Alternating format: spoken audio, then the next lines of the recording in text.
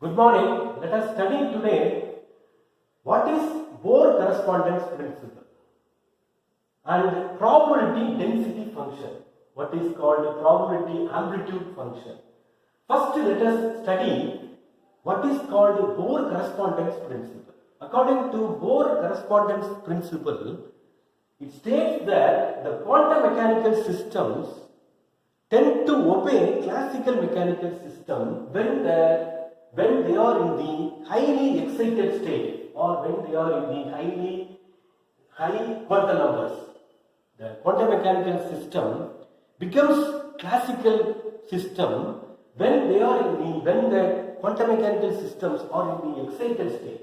See, this is the energy level diagram. This is the energy level diagram for hydrogen atom. As you see, in the ground state, near ground state, the energy difference delta E is large. When the quantum mechanical system, when the particle is present in high energy state, the n tends to infinity. When n tends to infinity, it becomes classical. The quantum mechanical system and the classical systems becomes the same.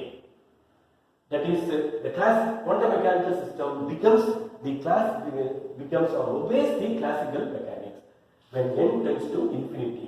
Okay, when the quantum mechanical system is in the highly excited state. In the highly excited state, when n is very large, as you see, the energy gap decreasing. When n tends to infinity, the delta E gap is becomes very small. Therefore, delta E equal to h nu. Delta E tends to 0. The energy difference, you see, it is very large. As you go up in quantum numbers, in high quantum numbers, in excited state, delta E becomes smaller and smaller.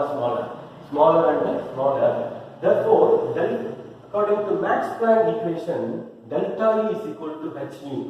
Delta E tends to 0 because this is decreasing. So h tends to, this is 0 means this is also 0. H tends to 0. According to Heisenberg uncertainty principle, we are studying the product of uncertainty in position and the uncertainty momentum is greater than or equal to h by 2 pi, where 4 pi, h is Planck constant. When h tends to 0, when this is 0, and this is 0. Okay, therefore delta x equal to delta p equal to 0. Therefore, there is no uncertainty. There is no uncertainty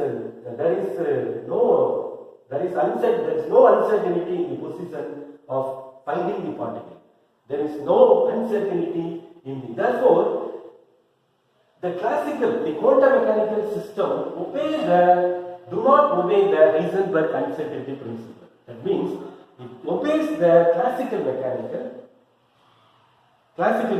theory. When h tends to 0, the time dependent Schrödinger wave equation becomes Newton's second law of motion, which describes the motion of particle, which describes the particle at different time point. Okay, when h tends to 0, the time dependent Schrödinger wave equation becomes, we have already seen the time dependent Schrödinger wave equation. When n tends to infinity, delta E becomes small, and the energy levels become continuous as in high quantum numbers. Okay, so it becomes we have studied in quantum mechanics, the energy levels are discrete, the energy levels are quantized, whereas in high quantum numbers, in excited state, the energy levels are continuous. Therefore, it tends to obey the classical mechanics. Okay, let us now. So we are studying the significance of Bohr correspondence principle and the statement of Bohr correspondence principle. Let us now study probability density function. It was developed, it was given by Max Born.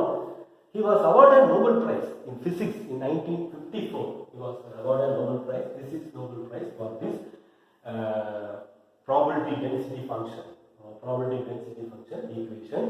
He obtained from statistical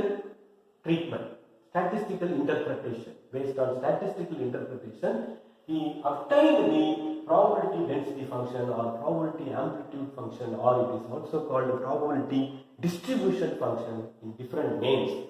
Now, the wave function, let us first see, the wave function is obtained by solving the Schrodinger wave equation we have studied. The wave function obtained is not real, that is the problem, but it is imaginary, that is complex function. The wave function is a complex function. Therefore, if it is imaginary, then it has no physical meaning at all. It cannot be used. Although the wave function contains all the information about the system.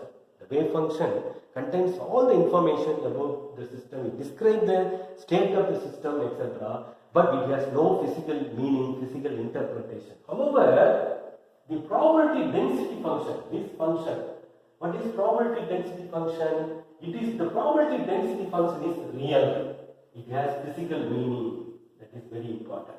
The density functional theory is DFT in quantum theory, in quantum chemical calculation, the quantum theory. The density functional theory is based on this density function. Remember that, because it has physical meaning. So, how the probability density function is obtained? It is nothing but square of the function, square of the wave function.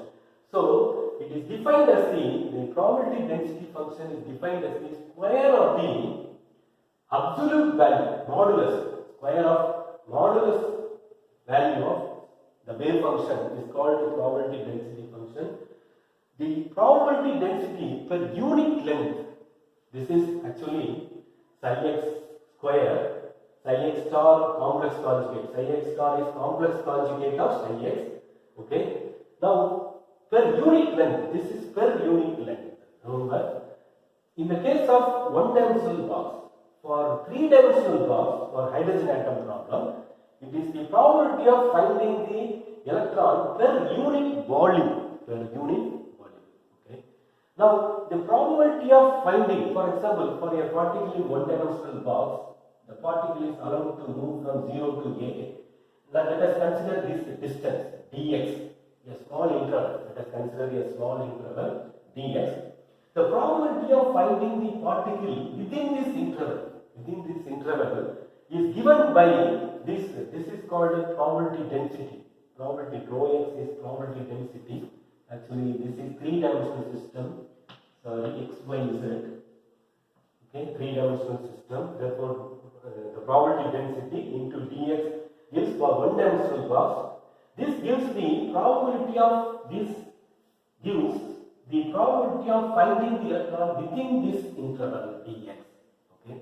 Similarly, for three-dimensional box, the probability of finding the electron within the volume dx, dy, dz, length, breadth, height. Okay. For three-dimensional box, we say psi square, modulus of psi square, d tau, the d tau equal to dx, dy, dz, it is volume element.